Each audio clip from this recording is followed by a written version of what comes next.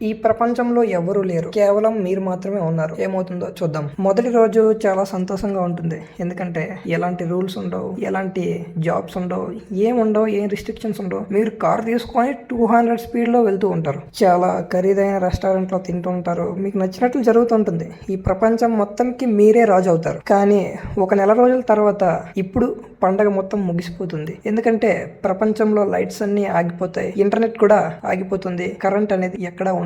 మొత్తం చీకటిగా అయిపోయి మీరు ఒంటరిగా ఉన్నట్లు ఫీల్ అవుతారు. ఒక సంవత్సరం తర్వాత న్యూక్లియర్ పవర్ ప్లాంట్ ని మెయింటైన్ చేయకపోవడం వల్ల అవి మొత్తం బ్లాస్ట్ అయిపోతాయి. పర్యావరణాన్ని ఎవరు పరిరక్షించకపోవడం వల్ల మొత్తం నాశనం అయిపోతుంది.